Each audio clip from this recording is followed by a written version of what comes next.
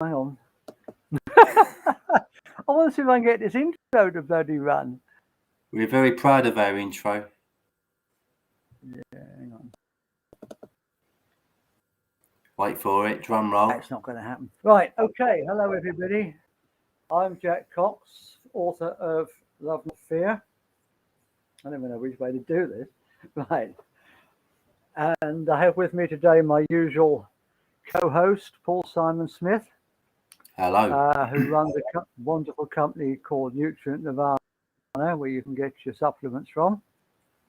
What sort of week you had, Paul? Pretty good, really. Yeah, nothing out of the ordinary, just the usual teaching, watching the world go mad, that type of thing, you know. How about yourself? Busy week, very busy week. I want to talk more about that later, but I've come across a new group which I'm rather impressed with, called the Trinity Project, and I've volunteered to be the regional coordinator for Staffordshire. So we'll see how that progresses. Cool. All good stuff, yeah. Go on. Yeah, before we go any further, before I forget, because it's important I get this done before I forget. You know what my head's like these days. I want to talk about Healing Gardens in Glastonbury and their small tractor appeal. Now, they do wonderful work down there, growing food for the community, for people who are food insecure, as well as their own members.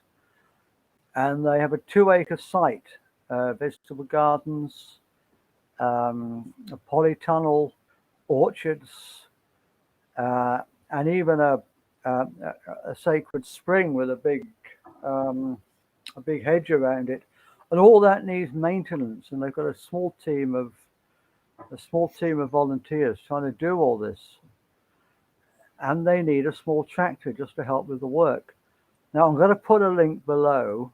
A link below. So please do contribute if you possibly can. I know it's coming up to Christmas. I know everybody's short of cash this time of year, but it's a non-profit organisation. Please do help them if they can. And this appeal now is in the last 2 days. That means a few hours left of today and tomorrow. And they've got a lot more money to raise. So please, please, please do help if you possibly can.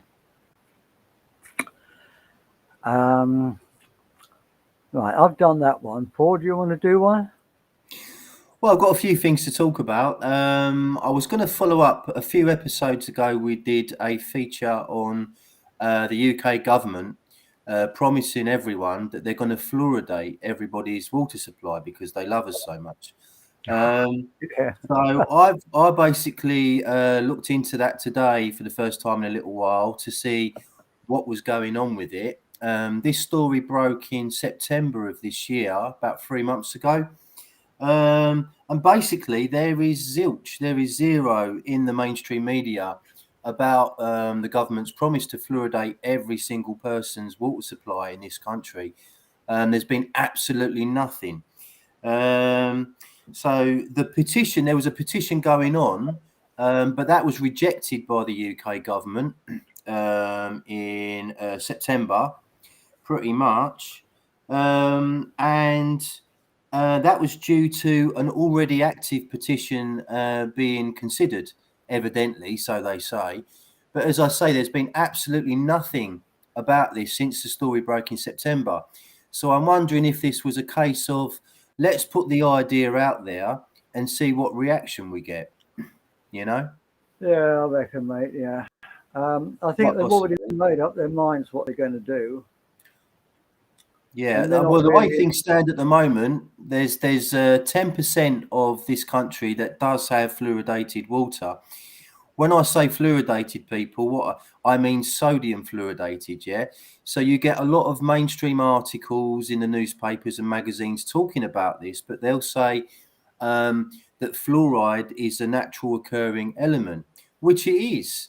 But that's very misleading because they're not putting naturally occurring fluoride into the water supply.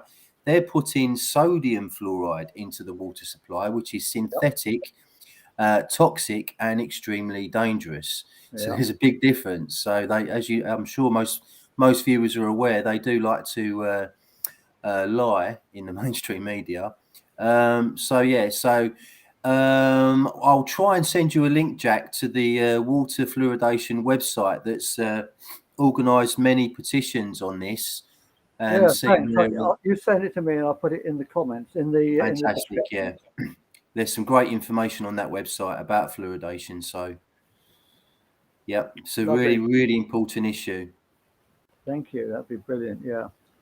I want to talk today about, well, lots of different things, but I've come across this new group. I don't know how new it is, but it's new to me, called the Trinity Project, which I want to talk to you briefly about. They're trying to set up community projects all over Britain and all over the world, so it's not just one thing. And they're trying to set up not exactly free gift, which is my thing, groups, but based on the Ubuntu principle, if you're familiar with that. Yeah, Michael Tellington's stuff. And they're doing this all over the world. They're doing it. I've volunteered. I don't know whether they accept me. I've volunteered to be the regional coordinator for the Staffordshire area. I just want to read to you briefly, if I may, from their website, tell you a little bit what they're about. And I'll put a link to them below, and please do get involved if this resonates with you at all. The Trinity Project is a platform and hub for those who wish to establish alternative, free ways of living outside of modern society. Now, that's really my big thing, isn't it? Since we have no guarantees that there will even be access to society as we know it and all its resources, it makes sense that we establish new, healthier ways of living based on principles that create and maintain equality for all members.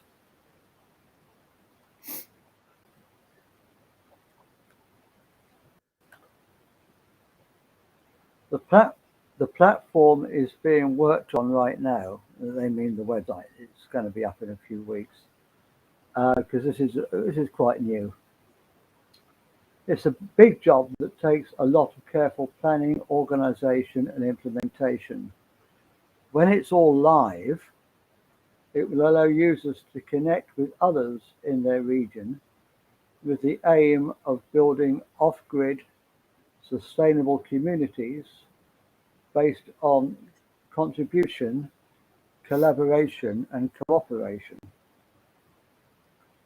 It's a place to list your skills and available resources and find and connect with others who match what you're looking for. Together, members will be able to share ideas and start communities in alignment with the principles of the project. The project is worldwide. It aids users in finding the people they need, wherever they are, to pool resources and skills, and to source valuable information to get their communities started on the path to sustainable living with zero dependency on the current system. It creates on and offline communities, fortifies connection, and is the foundation for strong functioning communities that are not reliant on the systems that don't care about us. The key principle of the Trinity Project is contributionism, which is the Ubuntu principle.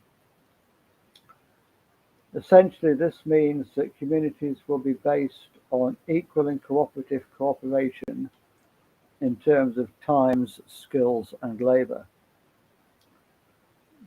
This goes a little bit against my principle that what goes around comes around, and we shouldn't be bean counting, but it's a huge step in the right direction, and I'm supporting it. Absolutely, mate. Yep. This replaces money, as we know it, and barter systems, which you'll know, well, this is what they say, although not wrong in principle, can and do lead to inequality, status, and lack. Now, I think they are wrong in principle because they lead to fear and meanness, but that's a conversation for another day. Although while the current system remains, it will be necessary to utilize finances and resources to establish these communities. Over time, the aim is to become entirely sustainable and self-sufficient. Now, maybe we can talk later on about other ways that we can actually siphon money out of the old system and use it to rebuild the new. I think you're into something like that, Paul, aren't you? Absolutely, yeah, definitely. Maybe we can talk about that later. I would like to just mention that if I don't get it done this week, we can get it done next week, maybe. Depends how much time we have. But if you want to find out more about that, please either contact Paul or myself, and we'll give you all the details. We realized there would be many obstacles on the path and many unknown fears that we will all have to navigate as they arise. This may be the biggest thing This may be the biggest thing any of us have ever had to face in our lives. I'm not sure about that. And perhaps the biggest thing to happen in the collective history. This is therefore uncharted territory, and there is no doubt that we have to find practical and intelligent ways of overcoming obstacles and create new systems. I talk a lot about new systems in my book. New ways that we can live together harmoniously without causing each other to live in fear. Yes, Paul. I was pointing to your book. Oh, you were agreeing with me. I thought you were putting your hand up. Please, sir. Can I say something, sir? I know you're not that polite. There can be no room for hierarchy,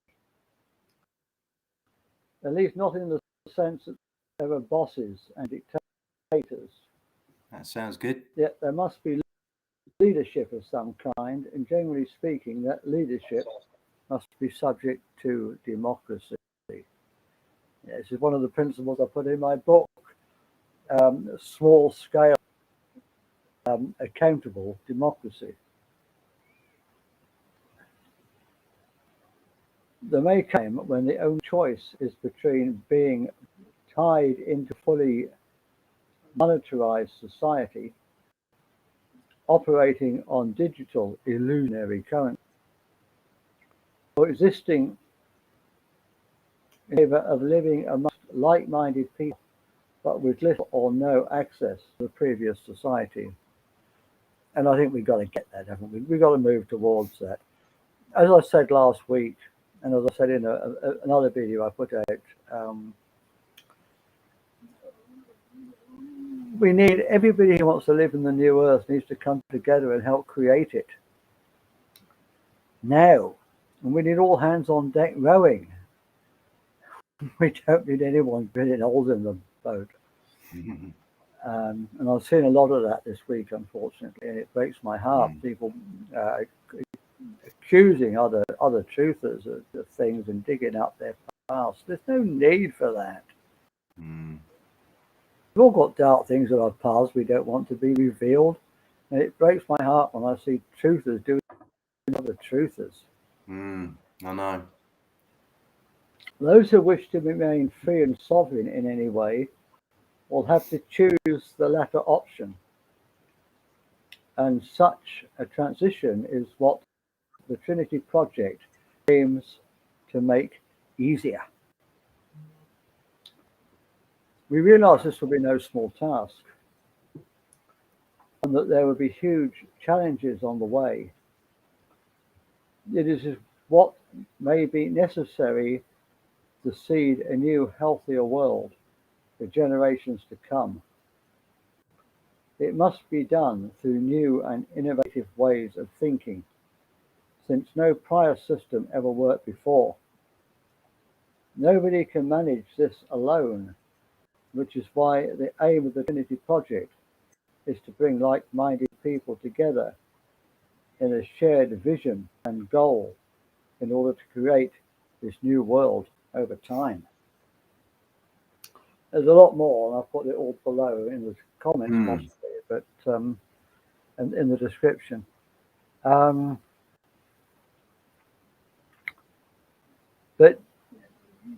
yeah, I'm 100% behind that. Me too. And I'll put the link below, and I hope as many of you as possible. I know there's nobody here on currently, but what's the? You've got a comment from a Sean Owen. Have you? What's he saying? I haven't got it on my screen. Can't. I think only you can get it up there, mate, because you're the host. For some reason, it's not allowing me to put it on the screen. But anyway, I can read it. Hang on. All right. Okay. There he is. Right. I'm here, and I can see you, Jack. We shall speak with you soon. Great. I still can't see your comment on my screen, but thank you. It's on the screen now. I've got it. On mine. Not on mine. I've got a box. I've got to get to understand this. Oh well.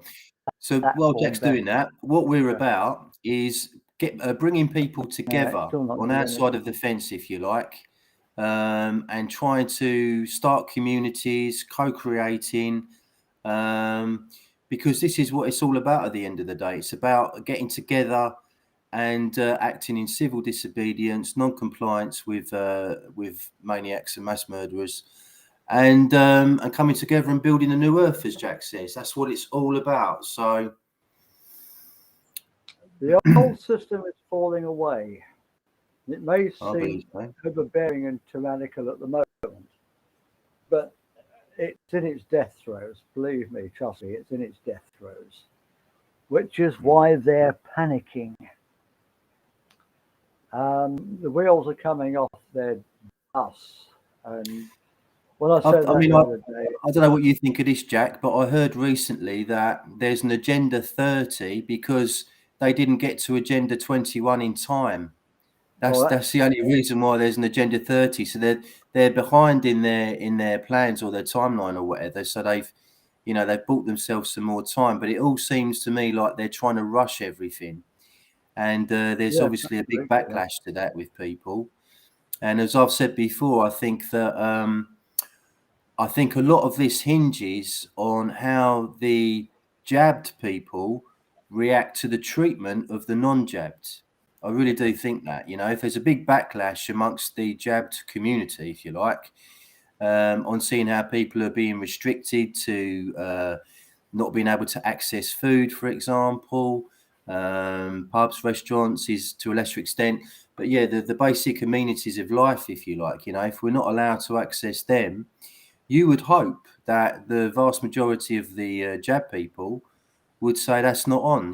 That's terrible. That's a crime against humanity.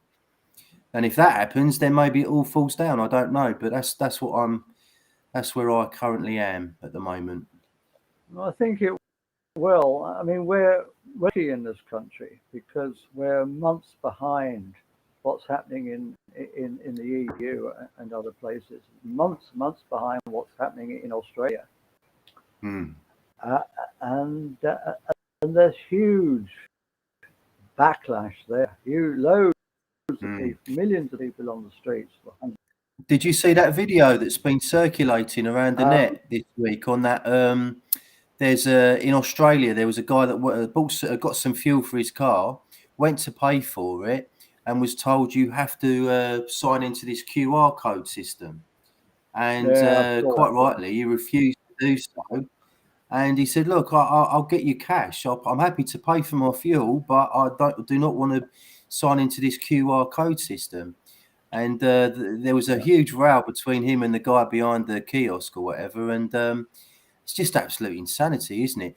But I think we were right when we first started this show. We said that keep your eye on Australia, because Australia seems to be the testing ground for a lot of what they want to happen around the rest of the world.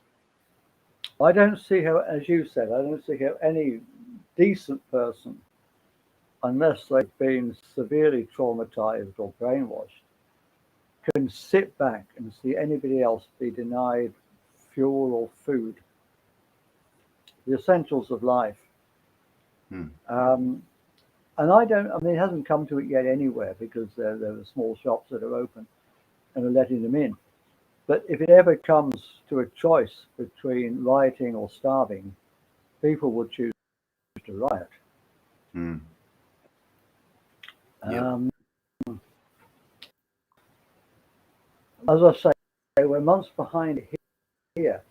But if we ever do, this is why I'm so pushing this idea of community gardens and community growing. And if you want to learn more about it, please contact Juliet Yelvin, and I'll put the links below, as I always do. She'll show you what she's doing on her garden and how to give you advice on how to get started. And I also put loads of information on here and in my various Facebook groups and on the Telegram channel. So please, I'll put all the links below. Get involved. But we've got to have these community gardens keep growing.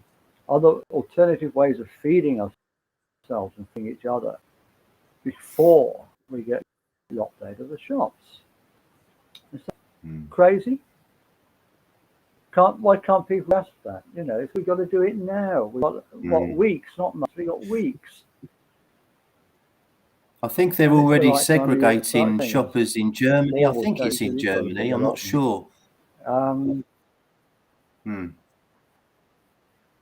Yeah. By the way, Jack, we've got a delay between the two of us. The aisles. We got what? We've got a delay between our on our audio, so for some reason we're seconds apart.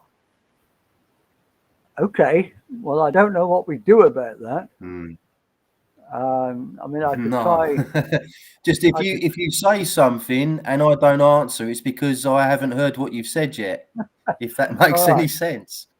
I could it's try. Not happened before. Everyone who's listening. I could try refreshing the page, but we might be disconnected altogether. So I'm going to leave it alone. Yeah, I think we'll persevere for the time being, but just everyone that's watching, there is a delay between the two of us for some reason that's not occurred before. So that might affect the flow slightly this time around. Yeah, I don't think I've got a very good internet today, so that may have something to do with it. I think we're back. I think we're back together. Are we? Okay. Yeah, we are. Yeah, almost. Yeah, it's better. Okay. But another thing I wanted to talk about, there's a new social media platform, which is part of the Thrive organization. And I'll put the link to that below. It's another completely uncensored, free resource that we can use. So please do sign up for that and contact me on that. And send me a friend request and I'll accept. So it's another initiative that's being done. Telegram is still reasonably free. I haven't heard of anybody being blocked from it yet, being outspoken, but it could possibly happen. MeWe is another big one. There's lots of them to a greater or lesser degree. free, we don't have to stick to Facebook. Thank goodness. Mhm. You see the thing that came out the other day that in a court they used as a defence the argument that their fact checkers weren't checking facts; they were just giving opinions. Yeah, that's right. That's in the news as well, evidently. They've completely shot themselves in the foot because no one's taking Mm. their fact checkers seriously now. I mean, for what it's worth, Jack, I don't know if you've noticed this, but I'm somebody that's been banned on a regular basis by Facebook, but over the last, I'd say, maybe a couple of months, I can pretty much post whatever I wish, and I get no comeback, which is very odd. That might just be me, I don't know, but maybe it's the calm before the storm. I'm not too sure, but they're very they're not really hot on my heels at the moment. I've had a couple. I mean, I've been banned loads of times, same as you. I've had a few missing context notices today, but no false information messages today. It's crazy. I mean, the things that they try to say aren't true that so obviously are. Yeah, I know. I've even quoted the government website before and been told it's not true. So, Well, I put a and post I've up been banned for recently. talking about vitamin D as well, which is absolutely insane, you know. And I mean, today I was looking into all this talk of Plan B restrictions and boosters and stuff, and they still the likes of Boris Johnson and Sajid David and all these agents of the New World Order they never mention vitamin D ever, Yep, yep. and So it's they an want you to be absolute. healthy.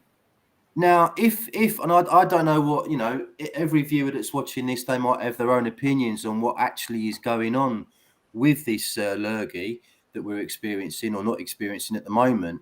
But you would think if it was real, one of the first things they should do is advocate the supplementation of vitamin D3 in the winter. It's a no-brainer. And And the I second mean, thing they should be doing is telling people to get outdoors, not staying home. well, in the trouble with that, I mean, yes, of course, everyone should be allowed to go outside their house, but in the UK in the winter, you're not really going to access much, if any, vitamin D from the sun because it's too low, it's too cold, etc. So people need to be supplementing with vitamin D to boost their immune systems. I mean, it's scientifically accepted. You know, trust the science on this. You know, vitamin D boosts Absolutely, your immune system. absolutely. But we all need exercise and fresh air. Mm. And when the government tell us to stay indoors for our own health, we know there's something awry, don't we? You know, Exactly. it's not rocket science. I Mm. mean, I twigged that back in March last year, Mm. March, Mm. April last year. Mm. Mm. Um, And I we were mean, it really being it aggravates me badly as well advised. when you get these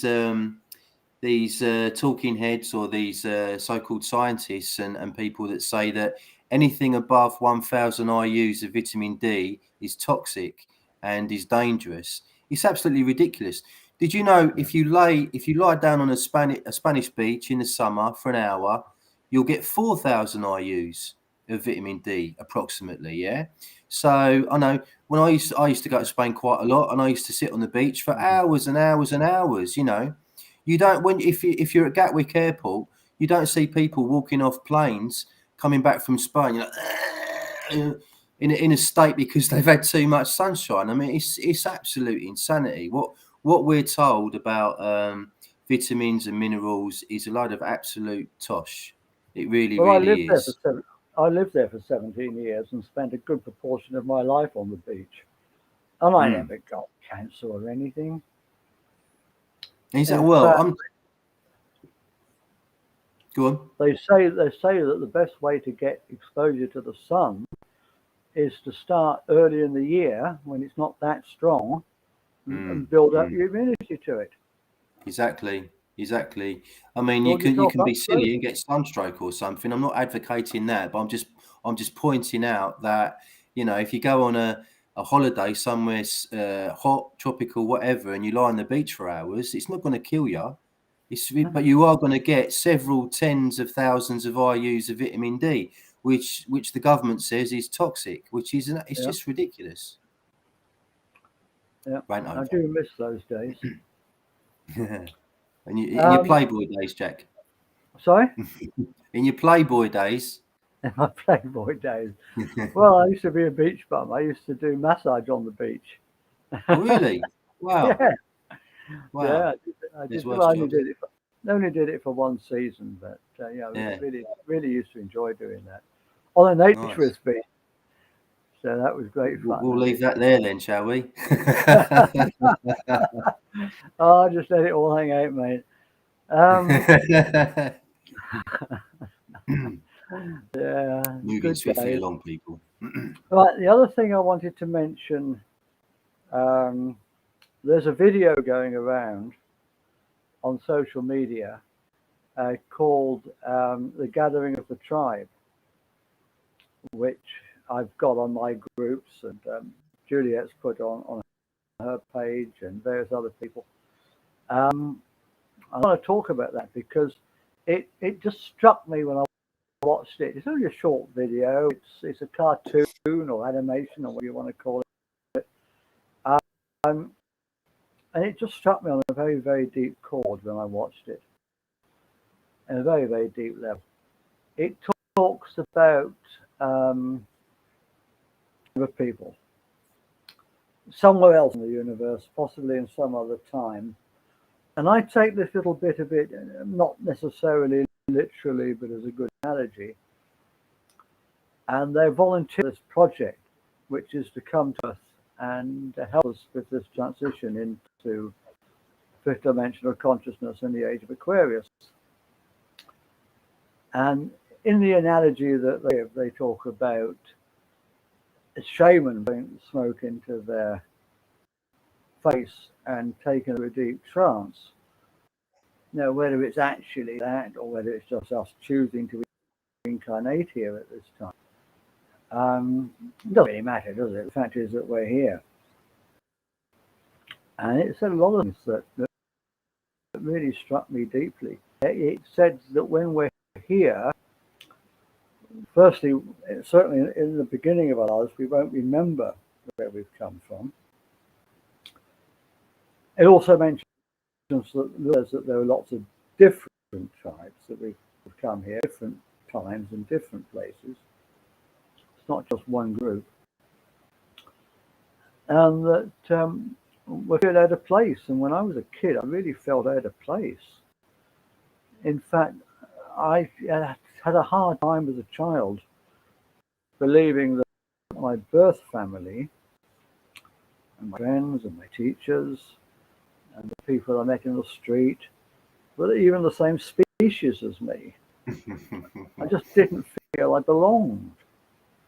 I didn't seem to share any of their values. And it also mentions that living here for decades, not really understanding what's going on, is traumatizing for us. And most of the members of my tribe that I've met and I've reached out to have been, not mentioning any names, have been traumatized people. And you've got to treat them very, very gently because they've been damaged, they've been hurt. I have, but I don't make a big thing out of it. But as we can start reaching out to each other and forming connections, recognizing our tribe, members of our tribe, reaching out, helping each other. It talks about traumatized people from this tribe being sent people to help them. And I feel there are certain people I'm here to help. I'm here to do my own thing as well. But there are people from here to help. And I just want them to let me help them. Well, you're making a great success of it so far, Jack. I'm just doing my best. You know, I'm no I don't want anybody to follow me. As I said in my other videos, I'm not looking for followers, and I just wish social media would call them something else. I think a nice way of thinking about it is that you're planting seeds in people's minds. I want people to walk the path with me.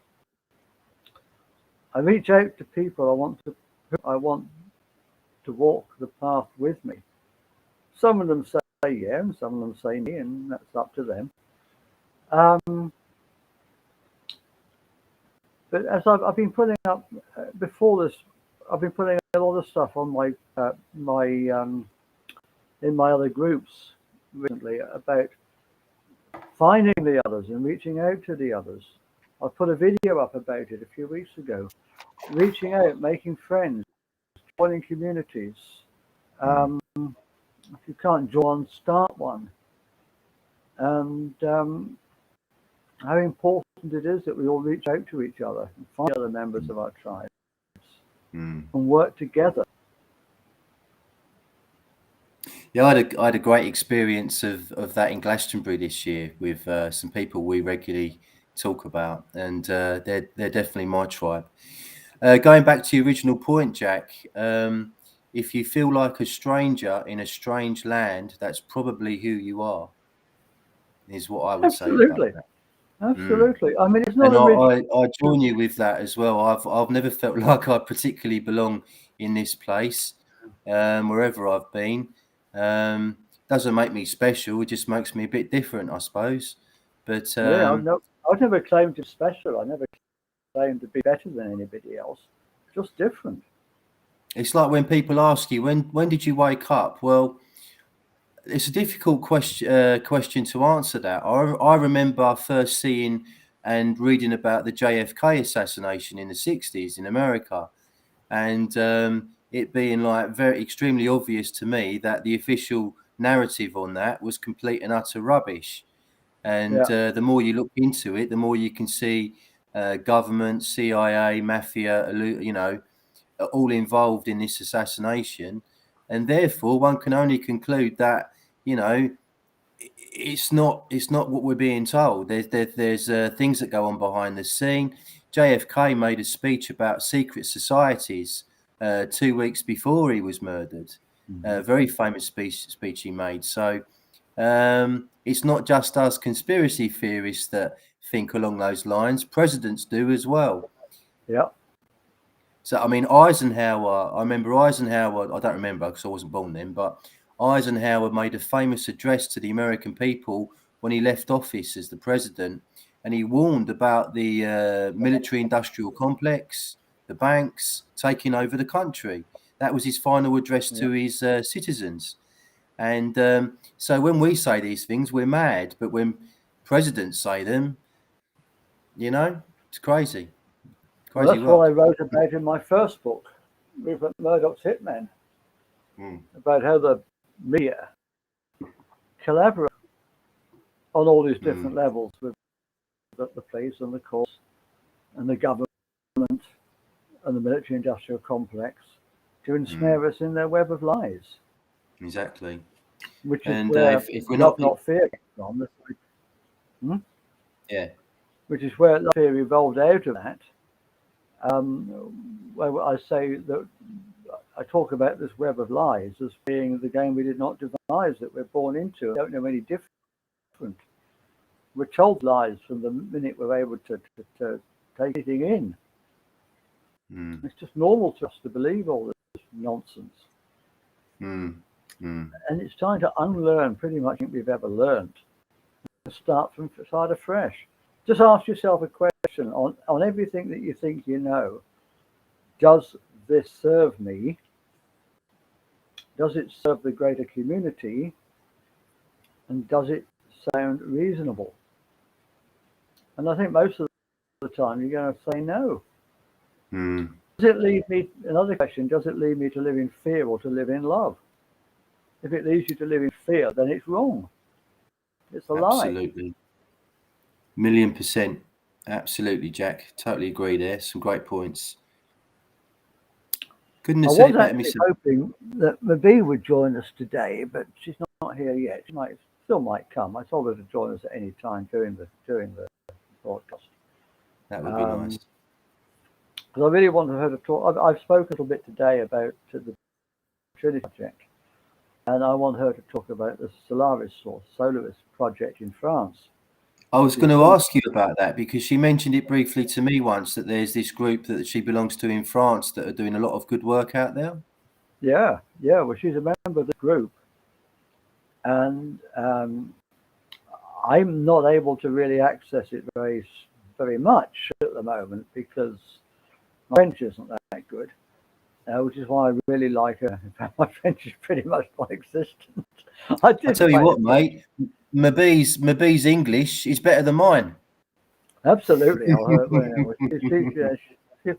She is a remarkable person, and I have a lot of respect and affection for Mabee.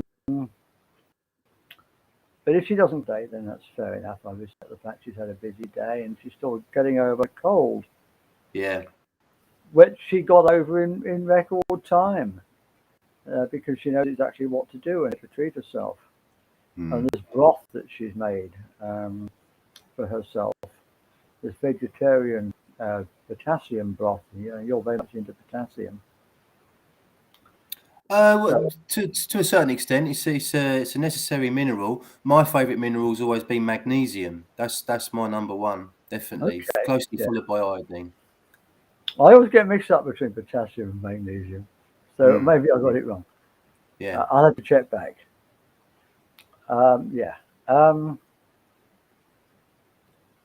Anything else you particularly wanted to talk about? Well, a few bits and pieces, really, mate. I just wanted to point out that something that isn't discussed very much with regards to all this, sort of pushing boosters on people is it's always worth bearing in mind if you're undecided on what to do. Please bear in mind that jibby jabbies, as well as pharmaceutical drugs, have a very negative effect on your gut biome, your gut bacteria. So that's definitely worth considering, if you're thinking about what to do, because most of your immune system is stored in the gut, as we know. And if you've got a compromised gut biome, pathogens are going to enter your bloodstream via the gut and end up in your brain and other organs. So, it's not a good move health-wise, if you ask me, for many reasons, but that's one of them that isn't very often talked about, is the fact that all these nasties that come out of the pharmaceutical industry have a very detrimental effect to your gut biome, and it's your second brain, your gut. It's so important that you look after it. So that was worth. Pharmacy should be spelled with an F. Because the things you need for your health are grown on a farm. Yeah, well, I often just take the capital P off pharmaceutical and just leave it like that. Because yes, absolutely, that's what they do. They harm people. They harm people. Yeah. We don't need their drugs. Also, just a couple of little health points. While I'm here, I wanted to just mention that a study was conducted recently. I thought this was very interesting. Women who live near green spaces and woodland have less severe PMS symptoms. So this coincides with the idea and the reality that if you spend as much time as possible in nature, it is so beneficial for you health-wise. It's so beneficial. You're away from electromagnetic frequencies, certain pollutants that are in the air. There's more oxygen in the air if you're in the woods going for a walk or whatever. And I'm sort of rambling a little bit here, but I've thought for a long time when I'm driving or walking down the road or whatever, and I see joggers running along a busy roadside, thinking that they're super healthy and they're doing the right thing. They're breathing in loads of toxins while they're doing it. So it's, for me, if you want to go jogging, then yeah, go for it. But don't do it along a busy road, because it's going to do you no good whatsoever. You're just going to breathe in lots of crap. Yeah, absolutely. I mean, I always feel so much better when I'm in nature. Yeah, me too, mate. although I used to, as you know, I used to, well, I mean, I've always lived in nature. I lived off grid in Spain for many years. And when I came back to England, I lived on a narrow boat, on a canal boat for 9 years. Wow. And I was always living very close to nature. All my life I've been living close to nature. And shoving myself into this flat doesn't actually make my health any good. But anyway, I'll start moaning about that. But my plans are certainly there to get back to nature. When I'm walking in nature, I just feel so much healthier. And especially when I'm walking, when I'm doing hill walking. And in Spain, I used to do a lot of hill walking. It's people don't seem to realise it because they just visit the coast. But Spain is the second most mountainous country in Europe. And I used to do a lot of hill walking. And I feel so much better when I'm up in the pure air at altitude than I do at ground level. Well, I live in a second floor flat, but I'm not having the same effects, unfortunately, from that. I'm living in a concrete jungle. You do that onto your allotment every day? Yeah, we've got an allotment, and I'm lucky in that I've got some woods very close by to me. So I'll go walking 3 or 4 times a week in the woods at least. And so I do spend a fair amount of time in nature. So, yeah, it's not all bad. Right. So the other thing I just wanted to mention briefly, I keep saying briefly, then I'll waffle on for hours. It's about this gift economy. I'm going to put loads of links below. If you who are on my Facebook and on my Telegram can access all these links on my groups. But those of you who aren't, it's all down in the description. About different. I mean, I talk about the gift economy as if it's something new, but actually it's something very, very old. Tribal people have been doing it for years, for hundreds of years, and it's done in different ways in different places. In some cultures, it's done in the way that if you give somebody a gift, they have to give you one back. But the way I much prefer to see it done is if you give somebody a gift, they pay it forward. I had, I'm very much into this paying it forward. I sent Mabia a little Christmas gift, and she had to pay customs on it, which rather upset me. So I came that back from the company, and she said, "No, don't send it back to me. Don't pay me back. Pay it forward." So I put it into Juliet's tractor fund.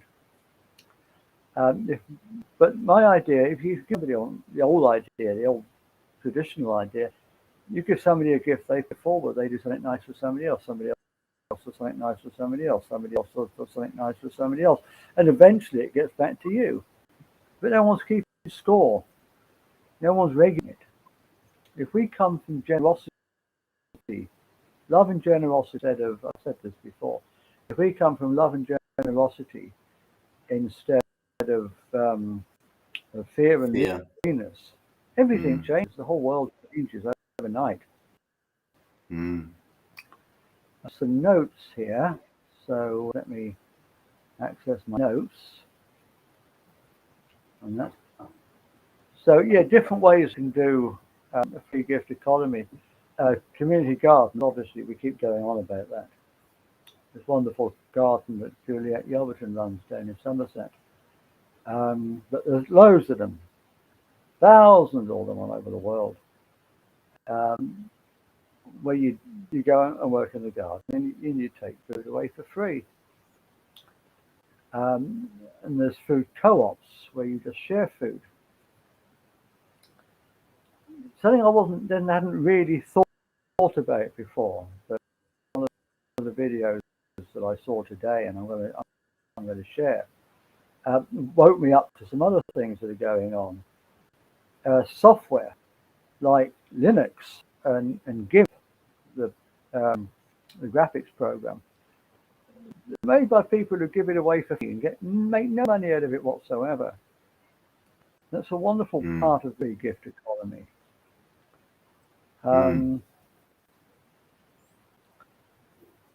There's a permaculture community that's run on a free gift economy basis in Colombia, and I'm sure there's lots of other places. But the video I shared is about the one in Colombia. And there's a musician who gives away her music for free as part of a free gift economy. So whatever you do, whatever your talents, whatever your skills, whatever you know about, whatever you can do for others, if you can just do it for free. Maybe not for the general population, because the world's probably not ready for that quite yet. But just in a small group, where you will do what you do for each other for free. And the thing I keep talking about is using a community garden as a hub and throwing it open to other skills. So the plumber and the electrician can join. And everybody, just what goes around comes around. And if we can move towards that, towards this generosity, love and generosity, and move away from the meanness comes from fear of not having enough, fear that someone's going to get one over on you. And this whole game we did not devise, I know I've said this before, and I'm becoming a stuck record, but this whole game we did not devise is based on causing us fear. And what's happened in the last 2 years is they've upped the ante. They've found a much bigger way of causing us to live in fear. And all we got to do, you talk about Agenda 2130, Paul. All we got to do to stop being taken in by this is to stop living in fear, to refuse to live in fear. If we fill ourselves up with enough love, for all of us, unconditional love, I'm not talking about romantic love, I'm not talking pair bonding. We all fill ourselves up with enough love, there'd be no room for fear. There'd be no room left. Yeah, it becomes much easier to live in a state of love as opposed to fear if you throw your television sets away. Oh, absolutely. or do what I did on Elder's Wisdom and smash it up. That was brilliant.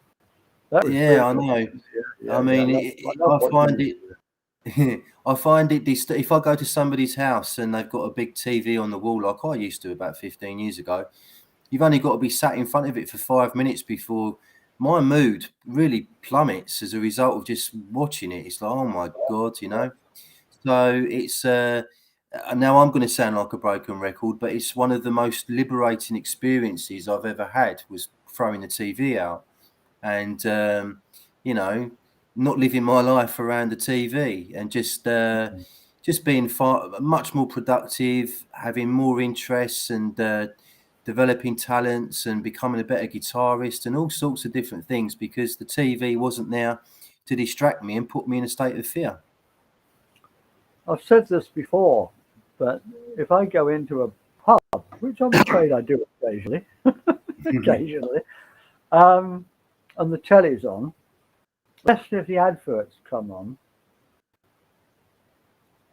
I go and sit in the bar if I can. It's so mind-numbing. Yes. Yeah.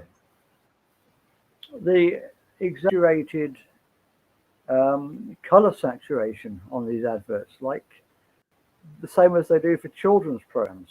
Now, why is that? Well, they're doing an advert in the same style as a children's program. I think that's all the dumbing down, isn't it? The way they talk down to you. Yeah, the way they do on a children's program. It's as if they're talking to 5-year-olds. Well. And people just soak it up. And their will is being sucked out of them. Their life force is being sucked out of them. I told you that story last week about the guy in Glasgow who went back to Glasgow after the Second World War, when he'd previously, when he'd lived in Glasgow prior to the war. Everybody in the community used to gather together on a Sunday in a valley nearby, and they just used to talk about things that were affecting them, their families, their friends, and world events, and just for a few hours every Sunday. And we're talking like hundreds of people all together. And then after the war, he went back to the place on the day after he landed on the plane. He got a taxi to the valley because it was that day of the week where everyone gathered, and nobody was there. So from there, he walked back to his family house, and as he walked down the road, every single house had a little blue light coming out of the window. And that's why the people weren't gathering no more. So it was deliberately done, the television, to separate people, to divert their attention. And the one of the things that I've noticed about TV as well is, you know, a lot of people say, "Oh, I don't watch the news, so I'm okay." You know, I don't go near any of that sort of stuff. But quite often, it's the situation comedies, the soap operas, especially. These type of entertainment programs are some of the most weaponized programs out there. You know, Absolutely, yeah. You know, just a silly example, you could be watching Only Fools and Horses or something, and Del Boy says to Rodney, "Oh, that's your climate change, that is, isn't it?"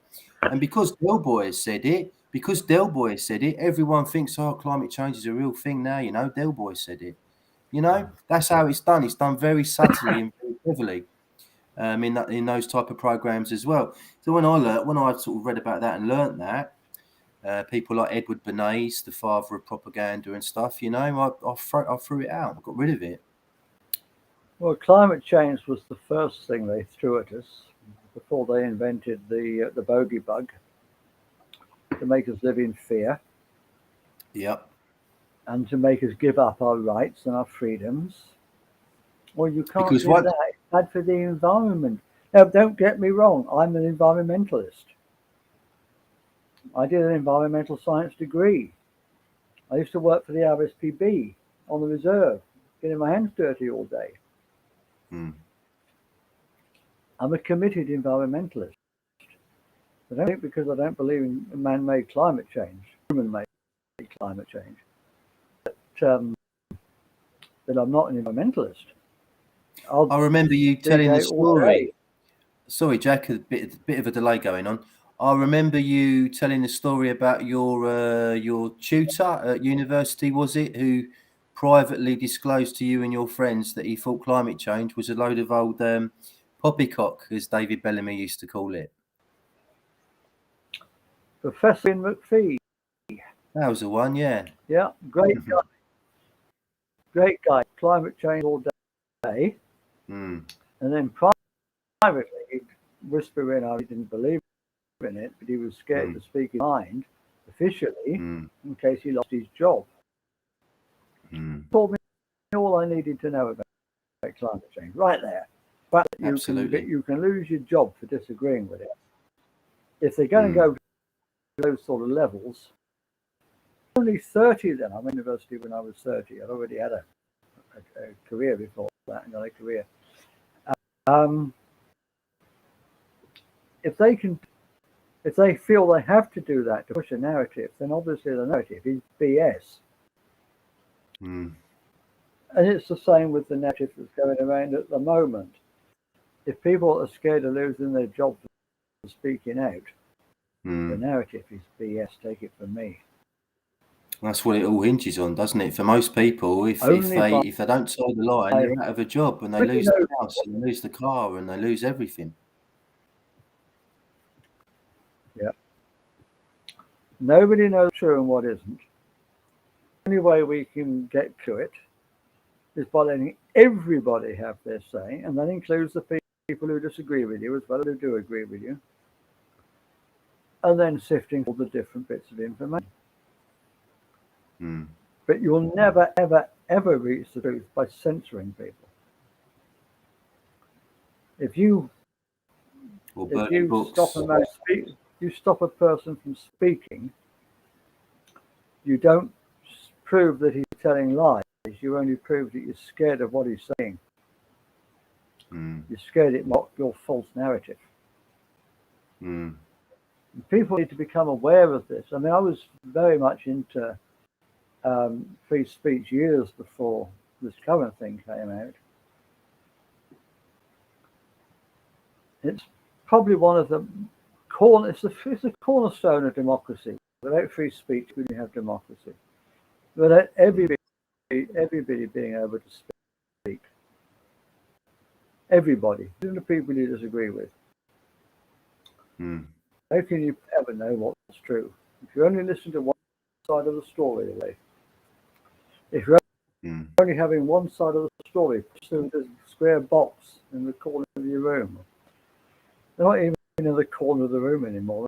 No, they take up a whole bloody wall. Where that painting is there in the back of my wall, that used to be a TV that covered virtually the whole wall, 50 odd inches, and all that. And I only watched it for the football, really. But I think it was learning about the propaganda and stuff, and also knowing about people like Jimmy Savile a long time before it came out in the press that convinced me to just, how can you pay the BBC, the TV license money, knowing that that's gone on, knowing that he was protected, knowing that all these celebrities knew about it and did nothing just to save their own careers. That's the BBC. Royalty. That's what they like, And royalty. Savile was in bed with Prince Charles, not literally. But wouldn't surprise me, mate. Wouldn't surprise me at all. Yes, yeah. He acted as an intermediary between Charles and Diana during the divorce. That's how close he was to royalty. And he also, on more than one occasion, spoke in the Israeli parliament. So he was a very, obviously a disgusting, despicable character, but also a very interesting character. I mean, who was that guy really? See, I'll do a theory on that. My theory: royalty has always had an astrologer, an advisor in that capacity. Back in Queen Elizabeth I's day, it was John Dee, famously. And it wouldn't surprise me at all if that's continued to this day. And up until 10 years ago or so, it was Jimmy Savile might have had that job. That's my own personal theory. Can't prove it, obviously. But he was incredibly closely tied to Philip, Charles, Andrew, all of them, all of the royal family, Diana as well. So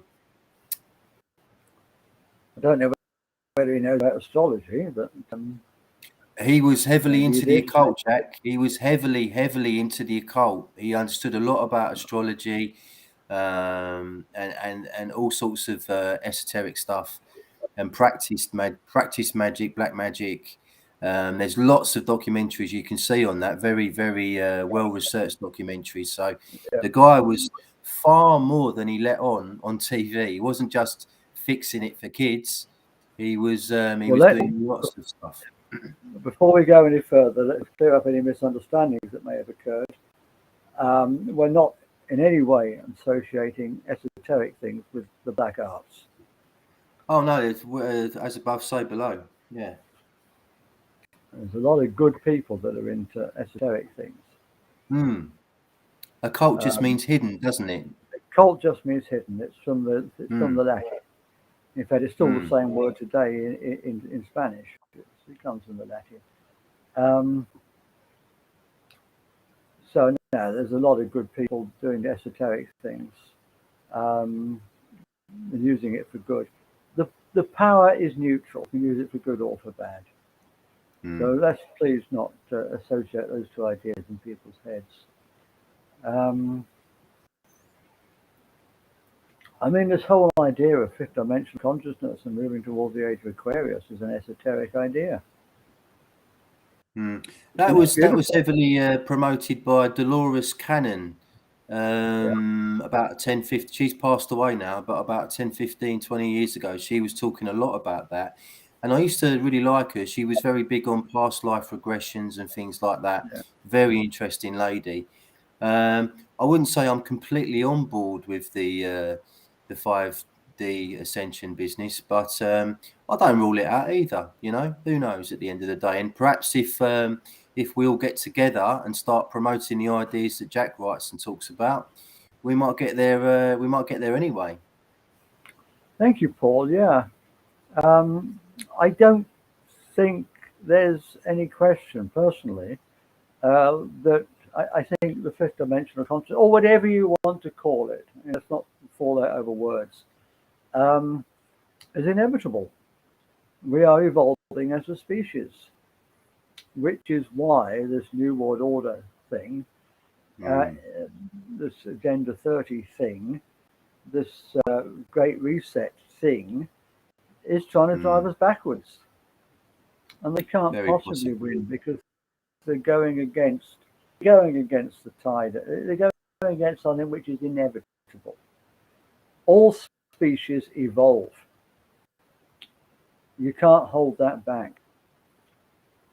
Different. There's no way on this earth they can possibly win. They might give us a few rough years and lines in the sand. I've drawn my line in the sand, and if they ever find me for anything, for not having a face nappy, or for not taking the jibby jabby if it's ever made compulsory, I will not pay that fine. I will go to prison. That is my line in the sand. Well, me too, mate, but I don't think it will come to that. I don't think it will get that far. And if enough of us draw that same line in the sand, they will run out of cells and have to change their policy. But please don't pay the fine. It's playing right into their hands if you play the fine. Pay the fine. Absolutely. I think, Jack, Paul, that it may be a phase that we have to go through to come out before we can come out the other side. I think you're right there, mate. Definitely. And Jack, I'm at the time now. We're over an hour, so okay, mate. Yeah. Should we bring it to a close? And remember, next week is our Christmas special. Oh yes. I've got something especially prepared for that, so watch out. Oh, have you? Oh yeah. Can you give us a hint as to what it might be? Oh, the origins of Christmas. Oh, lovely, brilliant. That should be good. Yeah, I look forward to that, mate. If you want to do some more research into Jesus, at the very end of it, actually, as it's him. Yeah, it's the right time of year for that. So I will talk a little bit about that next week. On which subject I've actually just interviewed a very famous author called Ralph Ellis, who's written a number of books on the subject, which I highly recommend. So I'll be posting that hopefully this week. And I'll also be talking to Clive de Carle for the third time on Thursday. So that will probably go out on YouTube by the weekend. And that's always worth watching, because Clive, like Jack, is a very interesting character. He's had a very interesting life. He went to school with Prince Charles. He's an absolute genius when it comes to nutrition and stuff like that. So watch out for that one. Oh, I shall look forward to that. Christmas special. Yeah. Don't forget to send me the link. I will do, mate. And don't forget, next week, wear your Santa hat, because you've got the beard for it, mate. You will really look the business. I'm growing it a bit now, aren't I? It's looking good. I'm impressed. I think if I grew one now, it'd be the same colour as yours, probably. So I might do the same for Christmas. Just one last reminder to everybody. Please, if you can donate to the Chapter Fund, please do. Yeah. Last couple of days now, and it's getting really, really tight. So please be generous. Yeah. Okay, Paul. Great talking to you again. You too, mate. See you again next week. Yeah. Please like, share, and subscribe, everyone. Absolutely.